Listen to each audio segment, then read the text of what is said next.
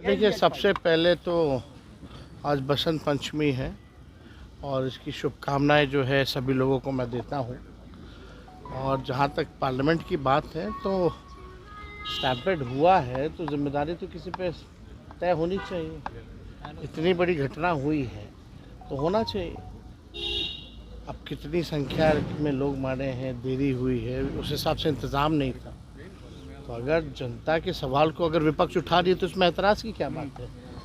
सरकार को जवाब देने दीजिए। प्रधानमंत्री मोदी ने कहा है कि आरजेडी और कांग्रेस हमेशा से बिहार के साथ छलावा की है और जो बजट है वो बिहार के लिए ऐतिहासिक बजट है। 11 साल में अब तक क्या मिला बजट में? 11 साल के 12वां साल का है ना ये। 11 साल तक तो अब तक बजट पेश कर रहे थे, क्या मिल गया बिहार को? कुछ हुआ पूरा वादा इनका? कोई काम हुआ है 11 साल में जो आप इस 12वीं बजट को मान रहे हो? हम तो बोल रहे 11 जो पहले बजट पेश हुआ उसका क्या हुआ? उसका तो कोई हिसाब किताब ही नहीं है।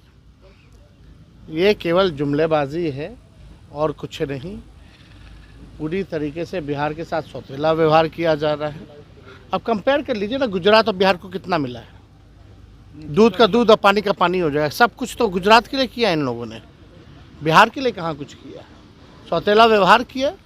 विशेष राज्य का दर्जा पहले भी पिछला बजट में अनाउंस था ना, लगभग 60,000 करोड़ के आसपास। कहाँ है उसका? क्या हिसाब है? मिला कि नहीं मिला? मिला तो कहाँ खर्च हुआ? इसका हिसाब किताब तो बताना ही चाहिए लोगों को। तो देखिए, आज हम जो है मधुबनी बेनीपट्टी जो है वहाँ जा रहे हैं और जिस प्रकार से बेहद दर्दनाक घटना वहाँ हुई है, एक अल्पसंख्यक को जब पुलिस के डीएसपी ने, पुलिस वालों ने बहुत पिटाई की है, बिना कोई वजह के जो है पिटाई की गई है। इसलिए हम जा रहे हैं, पीड़ितों से हम लोग मिलने जा रहे हैं।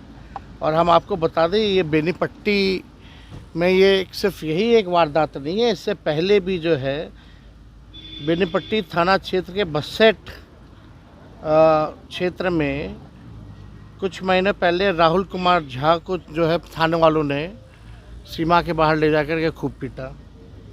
ऑटो चालक मुन्ना झा जो है उसकी हत्या कर दी गई और लगातार जो है नामजद अभियुक्त जो है पुलिस अभी तक नहीं पकड़ सकी। धनौजा गांव में हरिमोहन झा की हत्या हुई। डीएसपी ने बयान दिया था कि इसमें शराब माफिया के लोग जो हैं वो मिले हुए हैं, संदेह था, और रिज़ल्ट जो है अभी तक कुछ हुआ नहीं है। और थाना के महज 3-4 किलोमीटर में ही जगत गांव है। 29 वर्षीय सुनील झा कंपाउंडर की हत्या हो गई। महीनों बाद भी पुलिस को कुछ नहीं मिला। ढाका गांव में भी कुछ दिन पहले पुलिस ने बर्बरता से कार्रवाई करते हुए वहां के ग्रामीणों को, महिलाओं को, बच्चों को जो है खूब पिटाई की। अभी तक उस पर किसी ने संज्ञान नहीं लिया। और अब जो घटना आई है, वहाँ एक मौलाना थे, उसको पुलिस के लोगों ने ज़बरदस्ती जो है पीटने का काम किया है। ये पूरी तरीके से नीतीश कुमार जी अचेत अवस्था में चले गए हैं। लॉ एंड ऑर्डर समाप्त हो गया है। हम उन पुलिस अधिकारियों को कहना चाहते हैं कि संविधान की शपथ लेते हैं आप। अगर मानसिकता अगर आरएसएस की लेकर के या किसी विचारधारा की लेकर के आप चल रहे हैं तो ये गलत है। आप सब लोग जनता के नौकर हैं, जनता मालिक है। जनता के पैसों पर आपको जो है आपका महीना मिलता है, सैलरी मिलता है, और आप जनता को जो है बेरहमी से जिस हिसाब से पिटाई की जा रही है, थाने में चले जाइए, ब्लॉक पे चले जाइए, घूसखोरी हो रही है। तो इस तरह की मानसिकता अगर कोई पुलिस वाले अगर दिखाने का काम कर रहे हैं तो इसकी घोर निंदा होनी चाहिए। और हम आपको बताना चाहते हैं कि अगर कोई भी मुसलमान भाइयों के प्रति अगर कोई बुरी नज़र से देखने का काम करता है तो उन बुरी नज़र वालों को नज़र अच्छी कैसे की जाए, हमें हर तरीके पता है। और अब कल की घटना हुई है, हम लोग, हमारा डेलीगेशन, जब तक इंसाफ नहीं होता, जब तक दोषी डीएसपी को सज़ा नहीं दिला देते, तब तक हम लोग चुप बैठने वाले नहीं हैं। हमारा दल मानव अधिकार आयोग भी जाएगा, डेलीगेशन जाएगा और इन तमाम घटनाओं की शिकायत भी करेगा। ये जिस प्रकार से बर्बरता से पीटा गया है, दर्दनाक घटना है। ये क्या मानसिकता फैला दिया है इन बीजेपी के लोगों ने? आप देखिएगा कि 20 सीटें आती हैं दरभंगा और मधुबनी में, 20 में से 17 जदयू और बीजेपी के एमएलए हैं। झंझारपुर, दरभंगा और मधुबनी के एमपी सांसद जो हैं वो पूरी तरीके से भाजपा के लोग हैं, एनडीए के लोग हैं। और वहाँ से जिस प्रकार से प्रशासन पे इन लोगों ने कंट्रोल कर लिया है, ये बेहद ही दर्दनाक बात है।